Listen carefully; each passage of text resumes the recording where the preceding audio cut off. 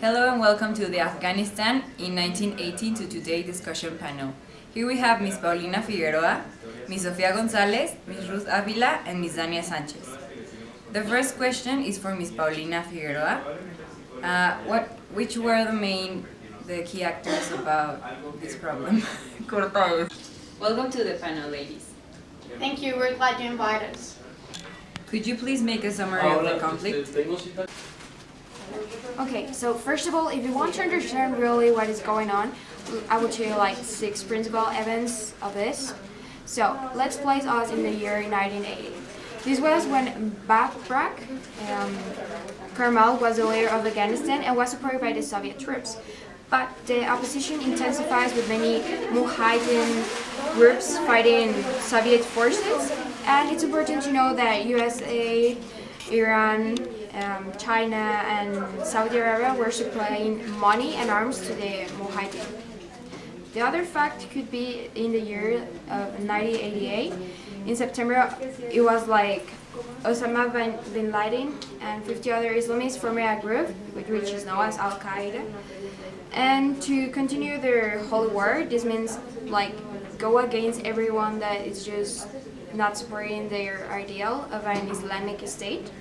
And they started focusing in America because they see it as a main opponent, and it was like our force around the world. So, and then another one could be in 1998, US President Clinton orders to launch missiles at suspected bases of militant Osama bin Laden, accusing of bombing US embassies in Africa. But this has like a really huge consequence. Is an event that is known as a tragedy for all humanity, and it's placed in the year 2001. This is when, in October, US led bombs to Afghanistan. As a response, they attacked it on September 11, destroying the Twin Towers and lives of thousands of people. So, in 2015, the Islamic State group emerged in eastern Afghanistan and within a few months captures a large swathe of Taliban-controlled areas in Nangarhar province. And well, in the years of like today, in present, there has been a rise of Islamic activities, and each year is getting bigger and bigger. Like the violence is getting worse, and it's all around the world. The first question is for Ms. Paulina Figueroa. Which were the main actors of this conflict? There are 2 groups we're going to talk about right now. The first one is Taliban. It's an Islamic group that ruled in this nation from 1996 to 2001. They were fighters who resist Soviet occupation of Afghanistan. With the backing of the US CIA and its Pakistani counterpart, the ISI, later they were joined by younger students, Pashtuns. In fact, the name Taliban is Pashto for students. By the time they were more predominant ethnic group in Taliban. They later tried to pacify southern cities, but by 1996 they seized Kabul, which was viewed as a non-Pashtun or anti-Pashtun. Taliban practically controlled 90% of all the country. Then in 1998, the UN come and defend the rights for women. To end the Taliban abusive treatment of them. Taliban rule formed the Northern Alliance, which assists US-led forces in routing the Taliban after 9/11.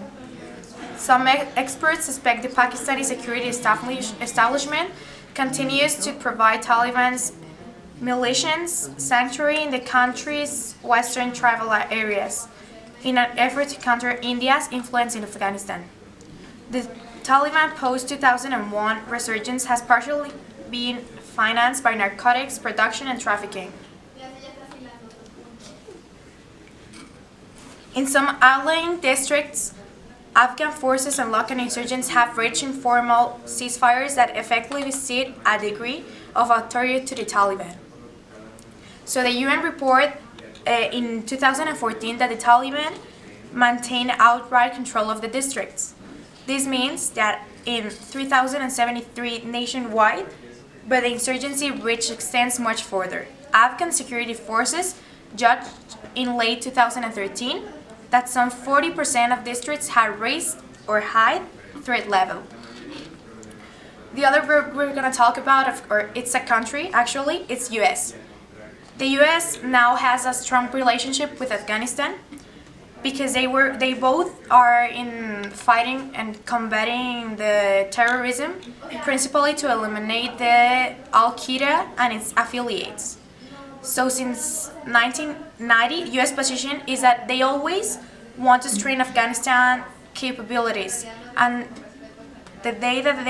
today they are still helping and investing in Afghanistan to improve security, government, economy, and institutions. Then they were created the Islamic Republic of Afghanistan, and the United States of America signed in May 2012. It was also created the bilateral security agreement, which was signed in September 2014, and in July 2012 it was signed that President Obama designated Afghanistan a major non-NATO ally.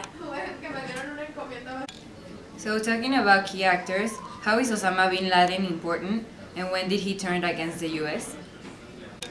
Throughout this whole conflict, there have been different actors involved.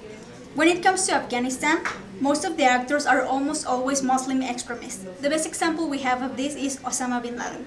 Osama bin Laden was a Muslim from one of Saudi Arabia's wealthiest families. He used his wealth to help the Afghan resistance. One curious thing is that Osama worked with the United States before turning against them. The United States supported him and the Afghans against the Soviets after World War II, until Osama convinced himself they could beat other superpowers, including the US.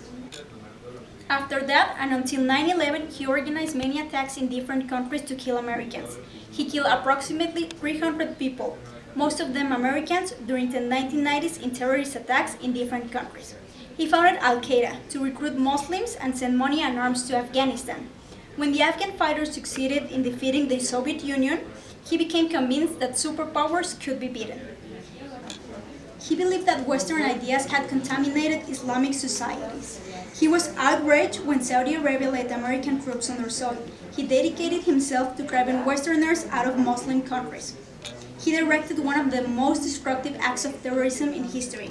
On September 2001, terrorists hijacked 4 commercial planes in different cities of the United States and flew them directly into the World Trade Center in New York and the Pentagon.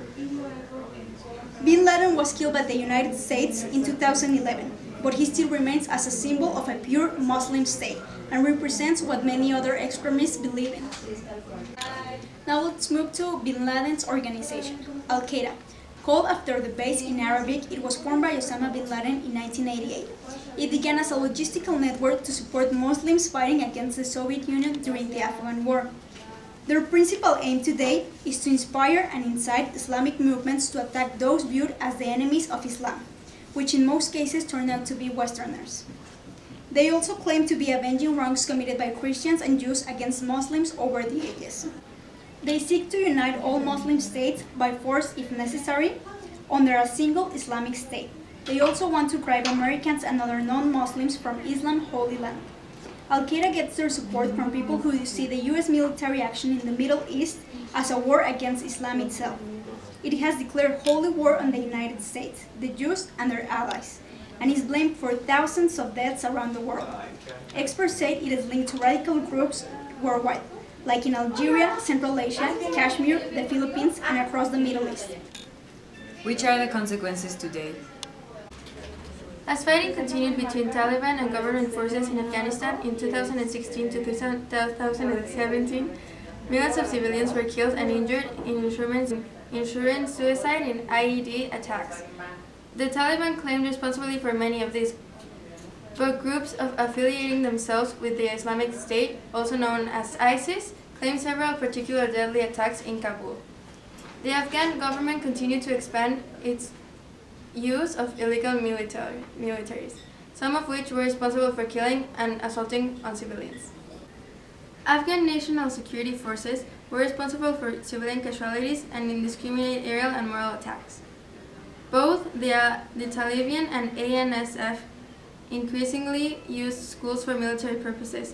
Such abuses, along with insecurity throughout the country, deprived many children, particularly girls, of access to education.